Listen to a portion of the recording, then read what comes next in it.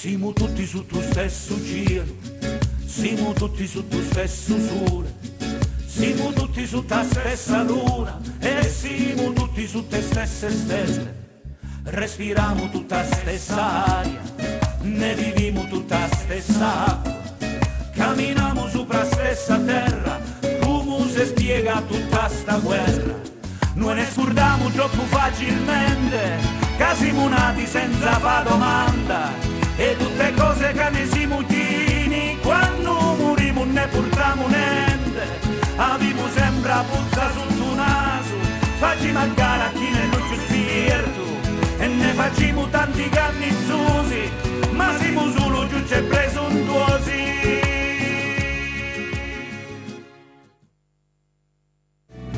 Lasciami entrare a guarire il tuo cuore ferito. Sono io che l'ho fatto così, è un abisso infinito, assetato d'amore e bellezza, chiede sempre verità, è un desiderio inesauribile di felicità. Lasciami entrare, ti porto la pace che cerchi. Nessuna meta, potere o piacere potranno mai darti. Le fatiche e i dolori però io non te li risparmio. Il mio amore è più forte del male, il mio amore vince anche la morte. Buona domenica carissimi amici, abbiamo voluto iniziare con questo ritornello, ecco, guardando a questo Gesù che bussa alla porta del nostro cuore. Ecco, iniziamo oggi il nuovo anno, il tempo forte dell'Avvento che ci prepara al Natale del Signore. In mezzo a noi si è curvato su di me ed è disceso giù dal cielo per abitare in mezzo a noi e per salvare tutti noi. Ecco, ed è sempre con noi che bussa alle porte dei nostri cuori.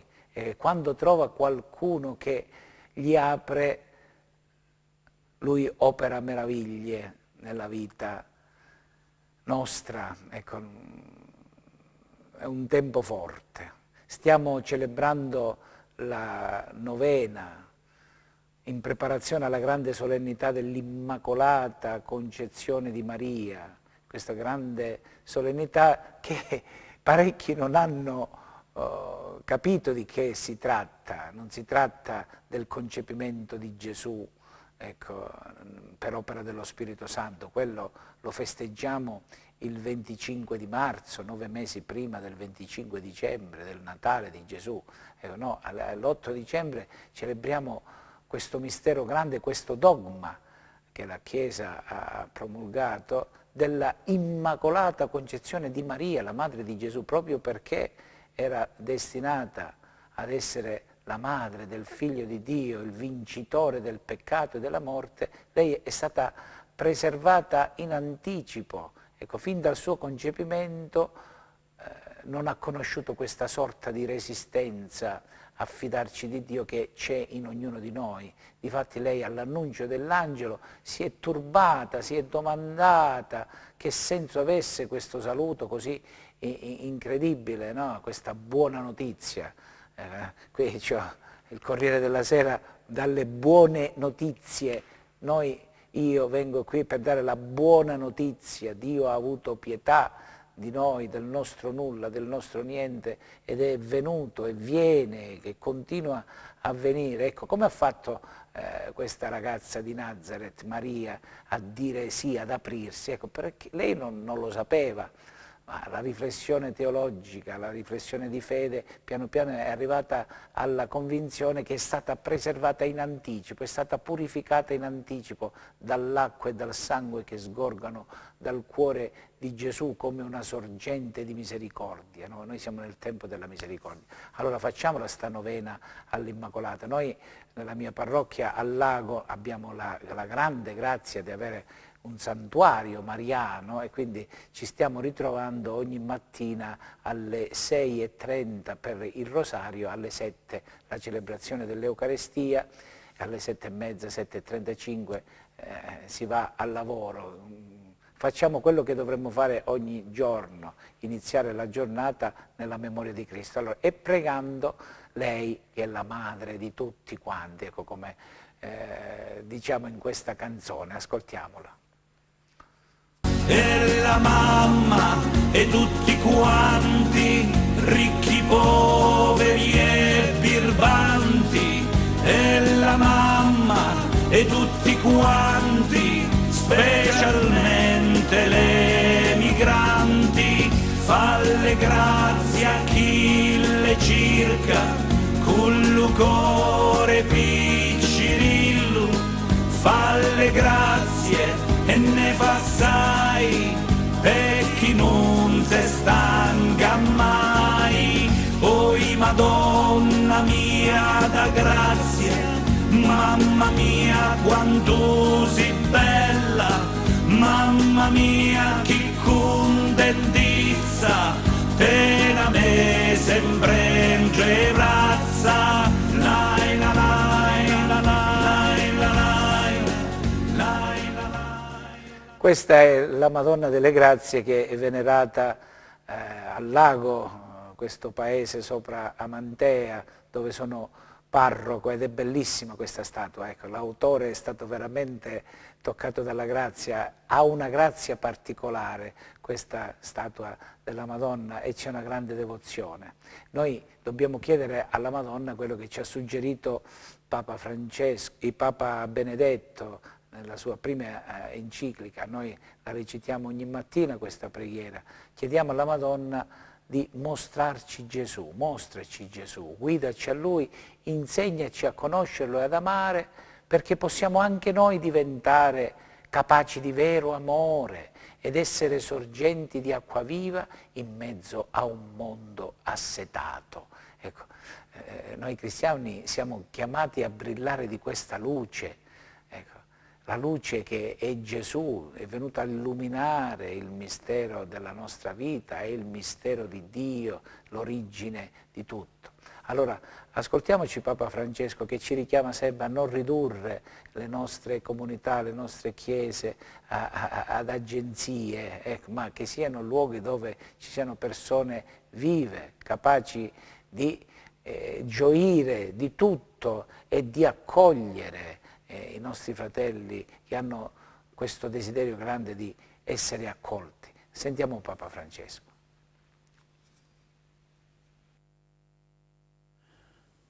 Entriamo in un tempio, pensiamo, una parrocchia, un vescovato, non so, pensiamo.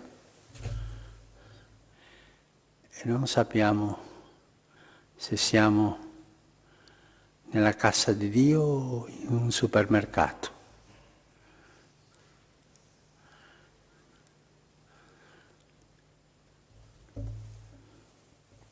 Ci sono lì i commerci, anche c'è la lista di prezzi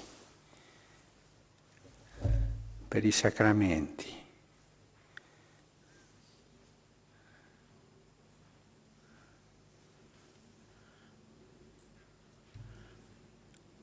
Manca la gratuità. E Dio ci ha salvato gratuitamente. Non ci ha fatto pagare nulla. Gratuitamente avete ricevuto, gratuitamente date. Ecco, noi preti, noi praticanti, ecco, siamo stati guardati con misericordia dal Signore. Ci ha scelti perché, non perché ce lo meritiamo. Io quando canto all'offertorio sempre la stessa canzone. io non sono degno di ciò che fai per me, tu che ami tanto uno come me, vedi, io non ho nulla da donare a te, ma se tu lo vuoi prendi me, e come hai preso me e mi hai ridato la gioia di vivere, la serenità, ecco, mi hai liberato da tante paure, da tante fisime, ecco, così fallo con qualcun altro, ecco, perché il Signore ci chiama e ci fa sperimentare questa gioia, questa grazia di sentirci amati non perché ce lo meritiamo, per comunicare agli altri. Ecco, sentiamoci questo giovane sacerdote, questo bel sacerdote che dà una testimonianza bella, conduce pure lui una trasmissione in televisione, fa parte di un'associazione bellissima, quella fondata da Chiara Mirante. Ascoltiamo questo nostro fratello. Don Davide, perché mai un bel ragazzo come te ha scelto di essere sacerdote? È una domanda che ti avranno fatto tantissime volte. In realtà la risposta è molto semplice, non ho scelto io, sono stato scelto come tutti noi, poi in qualsiasi cammino da discepoli possiamo avere, da sposati, oppure da consacrati, laici, oppure da sacerdoti o religiosi, è sempre, sono io che ho scelto voi, non voi avete scelto me, dice Gesù, ed è stato così nella mia storia. Io anzi vengo da una storia particolare in cui a un certo punto della mia vita mi ero allontanato da Dio e dalla Chiesa, avevo proprio giurato questa cosa: Signore, d'ora in poi farò tutto il contrario di quello che mi hai insegnato per mettere alla prova se tu veramente esisti. Così, se starò bene lo stesso, significa che tu non ci sei, perché decido io cosa è bene e cosa è male. Qualora invece mi rendessi conto che mi manca qualcosa, significa, e ammetterò forse che la scommessa la vinci tu, che ci sei. Ma seconda promessa che avevo fatto, se mai tu vincessi questa scommessa, tutto farò nella vita meno che sacerdote. Questo perché, ahimè, avevo avuto esperienze varie che mi avevano portato a chiudermi, a pensare anche che essere sacerdote fosse qualcosa che mi avrebbe privato o reso infelice, e anche l'incoerenza a volte mi aveva ferito. Poi è successo qualcosa di straordinario, ho incontrato Chiara Mirante, la fondatrice di Nuovi Orizzonti, e mi hanno colpito i suoi occhi, degli occhi che avevano una gioia che io non avevo. Lei mi ha risposto che il segreto della sua gioia era proprio il vivere il Vangelo. Io, un po' ridendo, ho detto: guarda, io di Vangeli, rosari, messe ne ho sentite talmente tante in seminario fin da piccolo che non è sicuramente questa la via per me. Lei mi ha stoppato dicendomi: Davide, forse tu hai sentito, qualche volta ascoltato, ma provato a vivere il Vangelo è un'altra cosa. Ecco, devo dire la verità che il segreto è stato quello, una goccia che piano piano ha scavato il mio cuore, piano piano ha riaperto la mia anima. E i primi che si sono accorti di questo cambiamento erano i miei amici, che mi dicevano: Davide, ma cosa hai fatto? Sei diverso, hai degli occhi più luminosi del solito, sei diverso. Io continuavo ad andare a calcio, a uscire con loro al pub, a giocare a biliardo, a fare le cose normali che facevo, ma effettivamente il cuore era rinato. Come dice Don Bosco, in tutti esiste un punto accessibile al bene, basta saper scavare e accedere a quel punto. Una volta che si fa breccia lì, ogni vita può diventare stupenda, meravigliosa in qualsiasi progetto di vita, purché sia quella volontà di Dio che ha Lui su di noi, essendo che Lui ci ha creati e sa qual è il meglio per noi oggi. Che cos'è la fede per Don Davide? Fede chiama fiducia, innanzitutto è una fiducia, un affidamento a colui che per noi è il papà del cielo. Dio è padre, un papa ha detto che è anche madre, Lui ci vuole liberi, Dio ci vuole liberi perché è amore, per cui si fida a tal punto da noi da farci amministratori della vita, dei beni che abbiamo, della libertà, dei talenti. Poi non lamentiamoci se usiamo male delle cose, delle relazioni e della nostra libertà. Costruiamo, Lui si fida di noi. Per me fede è innanzitutto un dono, per cui va chiesto, va cercato, va alimentato come un fuoco. Poi d'altra parte, essendo un dono, non si può neanche pretendere. Ho tanti amici anche che sono gnostici, non credenti, atei, e sono bravissime persone perché seguono la coscienza, come ha ricordato Papa Francesco, la retta coscienza, con la quale anche un non credente può comunque sentire la voce dello Spirito Santo, che per noi è lo Spirito Santo nel suo cuore, e così seguire il bene e non il male. Come trova una persona Dio se non l'ha ancora trovata? Diciamo, dove la può trovare? Cerchiamolo nel nostro cuore, basta aprire il cuore a Dio e prima o poi Lui risponde. A me è successo così, ma sono convinto che può succedere a chiunque.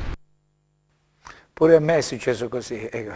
Ma lo dice Gesù: chi cerca trova, a chi bussa sarà aperto, a chi chiede sarà dato. Però dobbiamo chiedere veramente ritrovarlo, questo benedetto gusto della vita, senso della vita, gioia della vita, perché non ce lo possiamo dare da soli.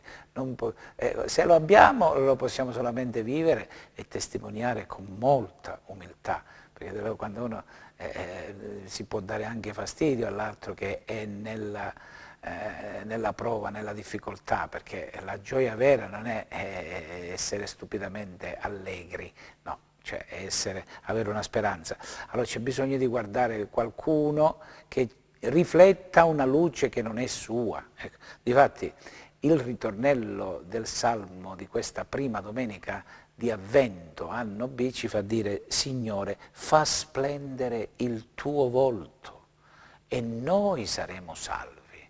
Se il Signore non fa splendere il suo volto, noi non siamo salvi. Allora, 2017 anni fa, in quella notte,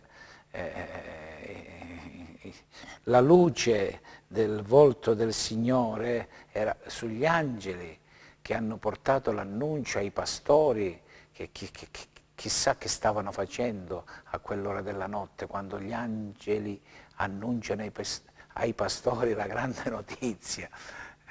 È nato il Salvatore. Magari i pastori manco l'aspettavano, perché è il Signore che deve fare splendere il suo volto attraverso qualcuno. Avete sentito Davide, questo sacerdote, questo prete, che quando ha visto gli occhi di Chiara Mirante, questa che ha fondato queste esperienze, i nuovi orizzonti, ecco, come si fa a vedere il nuovo orizzonte se non viene qualcuno da lì? Ecco, questo è Gesù, ma Gesù che ha illuminato questo mondo è ritornato alla destra del Padre e ha mandato i suoi amici, i discepoli, gli apostoli: andate in tutto il mondo a portare la buona notizia. Dio non solo esiste, Dio vi ama, ci ama, Dio è amore. Ed è un amore incondizionato ed è questo che il nostro cuore cerca. È di questo che il nostro cuore ha bisogno, che non lo sazierà niente e nessuno, il mio cuore e il tuo cuore. Ecco, ma Dio si è avvicinato a noi per farci assaggiare, pregustare un po' del regno di Dio qui sulla terra. Difatti Gesù inizia la predicazione dicendo: il regno di Dio è vicino, convertitevi e credete al Vangelo. Allora noi in questa prima domenica siamo invitati dalla Chiesa a chiedere a Dio che Lui susciti in noi la volontà di andargli incontro, non con i buoni propositi, ma con le buone opere, andare incontro al Cristo che viene. Qual è la buona opera? La buona opera per eccellenza è la memoria di Gesù, ecco, quella che oggi facciamo nelle chiese, ma possiamo fare anche a casa, la memoria. Oggi è domenica, la domenica è il giorno in cui la pietra del sepolcro è stata rotolata, il sepolcro è rimasto vuoto, Gesù è risorto. Questa è la buona notizia, amici miei. La morte non è l'ultima parola sulla nostra vita. Questo è l'annuncio cristiano. Se i morti non risorgono, Gesù non è risorto. Ma se Gesù non è risorto, è vana la nostra fede. Se a uno gli andasse bene, che campa pieno di salute 130 anni, e tutto quello che vede intorno, e tutto il macello che c'è intorno, tutta l'ingiustizia, tutta questa confusione che è davanti ai nostri occhi, come la gestiamo, come la digeriamo, come la possiamo guardare in faccia? Allora suscita in noi di andare incontro a te con le buone opere. La buona opera è la preghiera, la coscienza, la consapevolezza che la mia vita è nelle mani di un altro, che la mia vita dipende da Dio, è nelle mani di Dio. Noi lo dimentichiamo continuamente. Lo diciamo già la canzone, noi ne scordiamo troppo facilmente, continuamente, che siamo nati senza fare la domanda. E da un momento all'altro, e tutte le cose che ne siamo chiene, e non ne portiamo niente. E dove andiamo?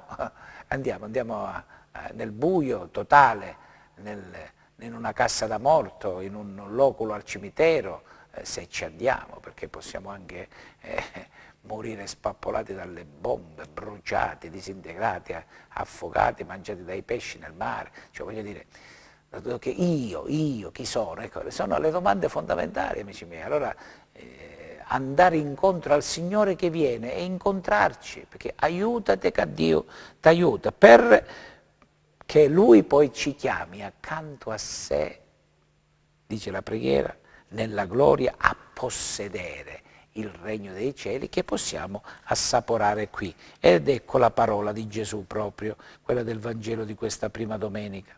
È il Vangelo di Marco, il più corto, quello per i pagani.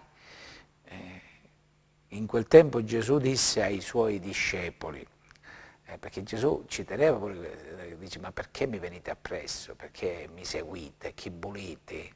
Gesù domanda sempre, dice, che cercate? State attenti, statevi attenti, non seguite, se no poi vi trovate male. Vegliate perché non sapete quando è il momento. È come un uomo che è partito dopo aver lasciato la propria casa e dato il potere ai suoi servi, a ciascuno il suo compito, e ha ordinato al portiere di vegliare.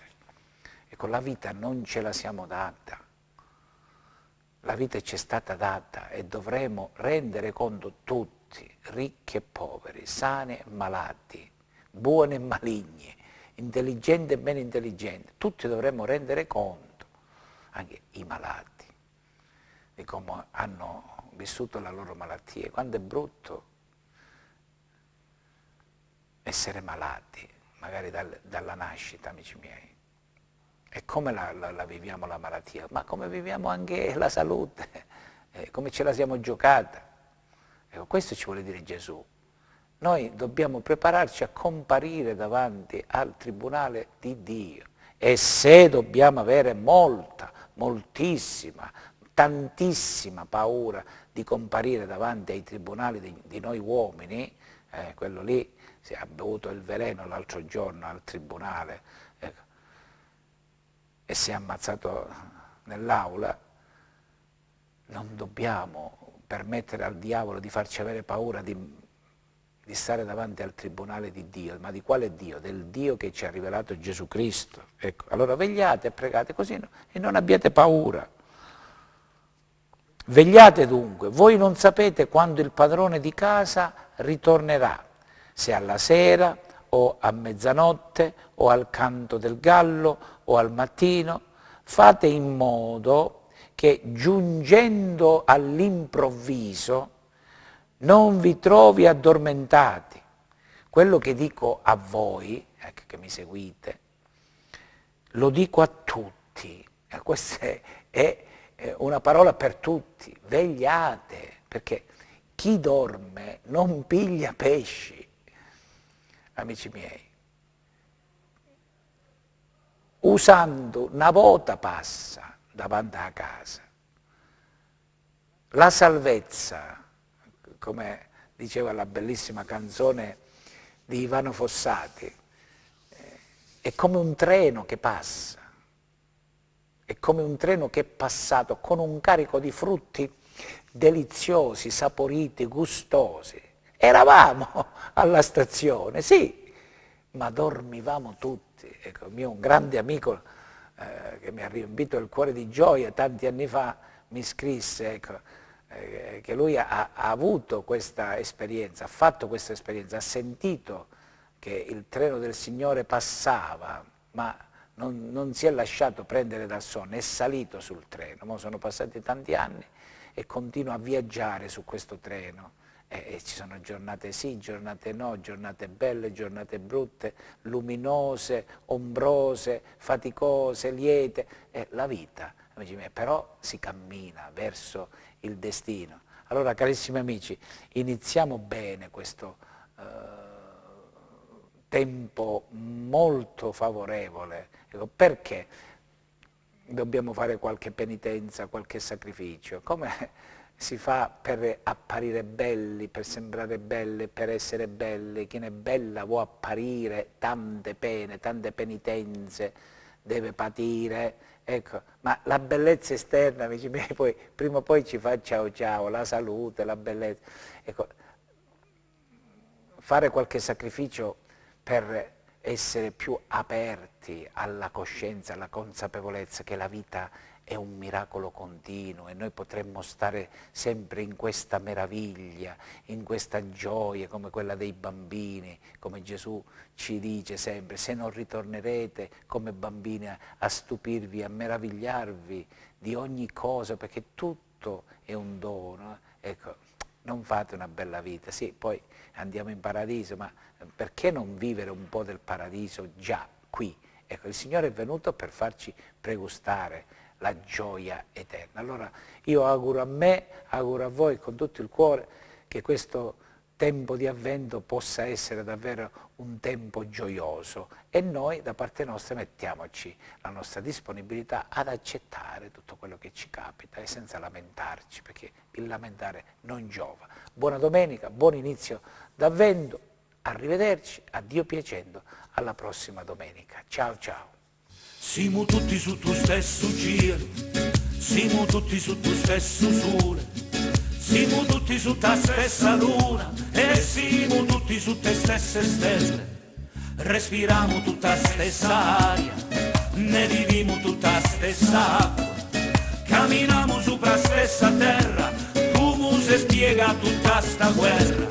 Noi ne scordiamo troppo facilmente, che siamo nati senza fare domanda. E tutte cose che ne siamo chini, quando moriamo ne portiamo niente. Avevo sempre a puzza sotto il naso, facciamo a gara chi ne non ci spirito, e ne facciamo tanti canni